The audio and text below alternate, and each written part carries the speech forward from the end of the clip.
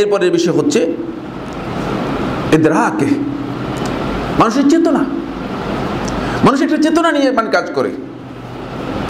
আপনি এই সমাজ থেকে, এই মানব সমাজ থেকে, এই সভ্যতা থেকে কোন চেতনা নিয়ে আপনি কাজ করেন? আপনার চেতনাটা কি? কোনো চেতনা নেই, কোনো ধরনের উপলব্ধি নেই।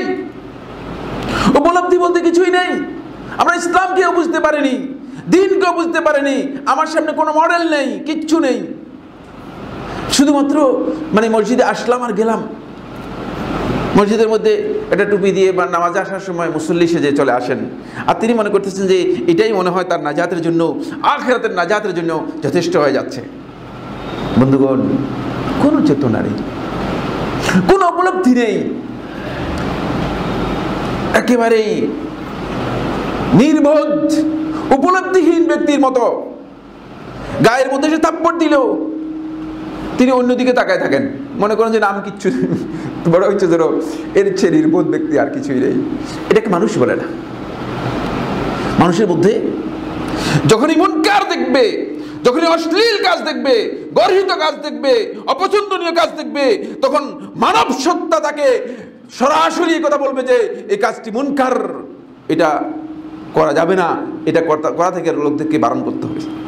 নইলে আপনার এই চেতনা যদি না থাকে, তাহলে আপনি আসলে ওই নির্বোধদের মতো, নির্বোধদের মতো, নির্বোধ যাদেরকে কোরআনে কারীম যাদেরকে নির্বোধ বলেছে তাদের মধ্যে পড়ে যাবে।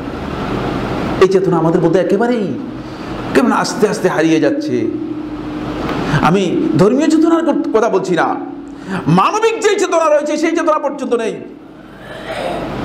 মানে অশ্লীলতা, খারাপ কাজ, গর্হিত কাজ, যত জঘন্যতম কাজ আছে, প্রত্যেকটি কাজের সাথে আমরা এমনভাবে নিজেদেরকে সম্পৃক্ত করে নিচ্ছি যে এগুলো এখন আমাদের মানে এমন মানে বিষয় যে এটা কিছুই না,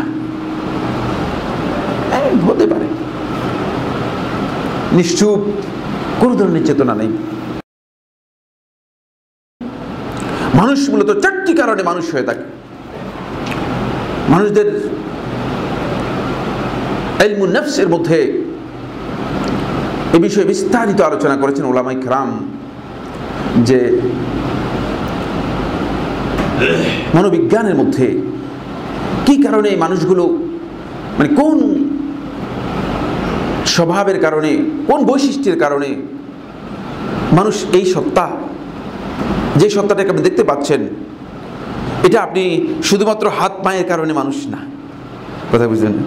হাত দুইটা, পা দুইটা, এই কারণে মানুষ না। কারণ এই ধরনের হাত পাওয়ালা অনেকেই আছে, কিন্তু মানুষের স্ট্যাটাস তারা বহন করে না, মানুষের মর্যাদা গ্রহণ করে না।